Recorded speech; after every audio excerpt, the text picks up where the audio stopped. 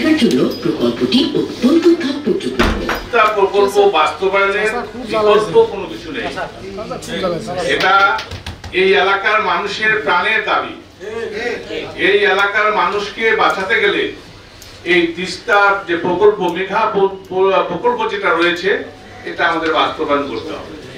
আজকে তিস্তার এই আপনার এই সময় যে পানির যে শূন্যতা, যে চর, আমরা চাই যে আজকের অবস্থা এবং বর্ষাকালের অবস্থা তাতে তিস্তার পানি একই রকম অবস্থা বিরাজ করে, এবং এটার জন্য যেটা করণীয় সেটা আপনারা করবেন।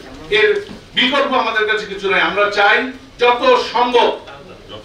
সম্ভব যত দ্রুত এটা বাস্তবায়ন করা যায়, তত এই এলাকার লোকজন হয়তো উপকৃত হবে। এটা হচ্ছে সারা বাংলাদেশের মধ্যে একটা ভিন্নতর নদী।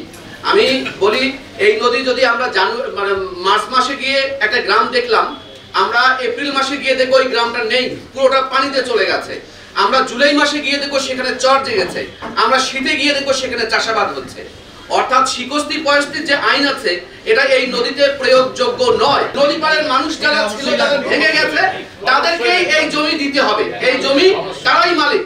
এটা যদি বিদ্যমান আইন কাঠামোতে নেওয়া হয়, তাহলে নদী পাড়ের মানুষ ক্ষতিগ্রস্ত হবে। প্রথমত নীলফামারীতে প্রবেশ করেনি। আমরা যে প্রজেক্টটা দেখলাম যে এখানে আছে নীলফামারী থেকে শুরু করা, কিন্তু দেখা যাচ্ছে যে এটা আমাদের পাটগ্রামের দহগ্রাম থেকে করা নদী প্রবেশ করেছে বাংলাদেশে। কিন্তু তীর দুইটি, একটি হলো এবং দুটি তীর এবং দুটি চ্যানেল, একটা হচ্ছে ডান চ্যানেল, একটা হচ্ছে বাম চ্যানেল। বাম চ্যানেলটাই কিন্তু বড় দেখা যাচ্ছে এখানে। কিন্তু কথা হলো আমাদের টেপাখড়িবাড়ি থেকে বা ধরলাম যে কালীগঞ্জ থেকে কাজ হচ্ছে, কিন্তু দহগ্রাম থেকে আমার টেপাখড়িবাড়ি চরখড়িবাড়ি পর্যন্ত যে 7.5 কিলোমিটার আছে, এই 7.5 কিলোমিটার বেঁধে কিভাবে এই প্রকল্প বাস্তবায়ন হচ্ছে এবং এটা সফল কতটুকু আসবে। একটা কথা হচ্ছে 1950, 1955, 1968, 1967, 1993, 1996 এবং 2000, 2003 এই যে বন্যাগুলো হয়েছে, প্রত্যেকটা বন্যায় জলাবদ্ধতা হয়েছে। এর কারণ ছিল ব্রহ্মপুত্রের পানি উপরে উঠছিল। এখন যদি দুই পাশে নদীটাকে ন্যারো করে নেওয়া আসা যায়, আর বাদ থেকে এরকম যদি বন্যা হয়ে যায়, আর উজানের 21টা গেট যদি আমাদের খুলে দেওয়া হয়, তাহলে টোটালটাই নাছাকার হয়ে যাবে। ভয়াবহ বিপর্যয় নেমে আসবে। চিন্তা করতে হবে বিষয়টা। এটা প্রকল্পটাকে সহজে হবে। দুই, যখন ডিসি সাহেব এখানে এডি লাইন তৈরি করবে, নদীর সীমানা এডি লাইন তৈরি করলে, যখন বলা হচ্ছে 8 কিলোমিটার নদীর প্রস্থ, সাথে সাথেই এই 8 কিলোমিটার নদী খাস ক্ষতির মুক্ত হয়ে যাবে। তাহলে আমার তিস্তা পারে মানুষ ভূমিহীন হয়ে যাবে। এখন এখানে এই জায়গাটাতে এই সমস্যার সমাধান করতে হবে। 3, আমরা যখন এই যে 8 মিটার প্রকল্প বলা হচ্ছে যে 8 ফিট 8 মিটার উচ্চতা বার, আপনারা চিন্তা করেন যারা নদীর পাড়ে থাকেন, 8 ফিট উঁচু যদি বারটা হয়, তাহলে আমাদের অবস্থানটা কত হবে। উৎসবের খুশি হবে নগদে বেশি, কারণ ঘন্টায় ঘন্টায় আছে গিফট জেতার সুযোগ। ডান তীরে 2টি নতুন গ্রহণ হবে। এখন নতুন গ্রহণ কয়টা কোথায় হবে আমি সেই গণনাটা দিচ্ছি। আর তিস্তা ব্যারেজের মহিপুর ব্রিজ, ব্যারেজ হতে মহিপুর ব্রিজ পর্যন্ত বাম তীরে মানে লালমনিরহাট 14টি, ডান তীরে 5টি গ্রহণ নির্মাণ হবে। এখানে পুরাতন গ্রহণ আছে, যেখানে একটু সংখ্যা কম পুরাতন গ্রহণ আমরা স্ট্রেংথেন করব। মহিপুর ব্রিজ থেকে কাউনিয়া রেলওয়ে ব্রিজ পর্যন্ত বাম তীরে 3টি, ডান তীরে 6টি, এবং কাউনিয়া রেল ব্রিজের পতিত স্থল পর্যন্ত বাম তীরে 10টি, ডান তীরে 12টি গ্রহণ। মোট নতুন গ্রহণ 52টি, 15টি পুরাতন, সর্বমোট 67টি গ্রহণ নির্মাণ হবে। এটার প্রস্তাবনা আছে।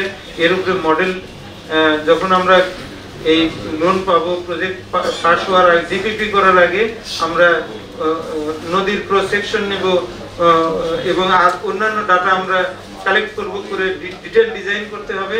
ডিটেল ডিজাইন করলে সেই ডিজাইন আমরা যখন সাবমিট করব, বাংলাদেশ পানি উন্নয়ন বোর্ড এই ডিজাইন বিস্তারিতভাবে রিভিউ করবে, যাচাই বাছাই করবে এবং ভেটিং করবে। করলে তখন এস্টিমেট হবে, এস্টিমেট অনুযায়ী ডিপিপি হবে, ডিপিপি পাস হবে, তারপরে মানে কাজ শুরু হবে।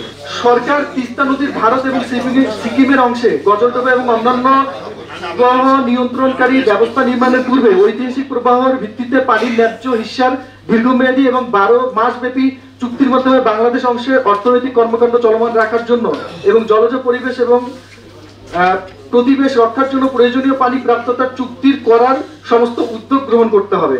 এই সমস্ত স্থায়ী সমাধান কল্পে ভারতের সঙ্গে দ্বিপাক্ষিক আলোচনার মাধ্যমে প্রয়োজনে আন্তর্জাতিক প্রচলিত আইনের আওতায় স্থায়ী সমাধান করতে হবে, সময় ক্ষেপণ না করে, কারণ এখনই এই উদ্যোগ নেওয়ার উপযুক্ত সময়। কারণ রাজনৈতিক দলগুলো ক্ষমতা চলে আসলে আমরা দেখে এসেছি ইতিপূর্বে যে কেনা বেচার একটা জায়গা চলে যায়। ভারতের যে ট্রানজিট সুবিধা, এই ট্রানজিট সুবিধা কিন্তু বাংলাদেশ কিন্তু ট্রানজিট সুবিধার জন্য, মানে বাংলাদেশের ট্রানজিট সুবিধা ছাড়া ভারত কিন্তু এই যে 7 সিস্টার এটা রক্ষণাবেক্ষণ করে তার জন্য টাফ। সুতরাং আমরা গঙ্গা, ব্রহ্মপুত্র, মেঘনা অববাহিকায় যে ভারত সহ অন্যান্য রাষ্ট্রের সঙ্গে কূটনীতির ক্ষেত্রে পানি কূটনীতিতে সমস্ত কূটনীতি কেন্দ্রবিন্দু রেখে প্রয়োজনে অভিন্ন নদীর পানি ন্যায্যতার হিস্যার বিনিময়ে ট্রানজিট এবং অন্যান্য বাণিজ্য সুবিধা দেওয়ার মাধ্যমে আমরা শর্ত আলোক করে আমরা এই প্রকল্পগুলো গ্রহণ করতে পারি। কারণ এটা সকলের দাবি, আর ইন্টারন্যাশনাল বিষয়গুলো আমরা এখানে আলোচনা করে লাভ নাই, সেটা আমাদের বিষয় না। আমরা চাই যে এখানে এই প্রকল্পটা বাস্তবায়িত হোক, এটা সবাই চাই, সবাই চাচ্ছি। কোনো অসুবিধা থাকলে টেকনিক্যাল যে সমস্যাগুলো আছে সেটা আমরা শুধরে সবাইকে আবারও ধন্যবাদ জানাচ্ছি এখানে এসে আপনাদের মূল্যবান মতামত দিয়েছেন। আমরা যারা চায়না পাওয়ার থেকে যারা তাদেরকে ধন্যবাদ জানাচ্ছি তাদের এই সুন্দর প্রেজেন্টেশনের জন্য। আমাদের অনেক বড় প্রেজেন্টেশন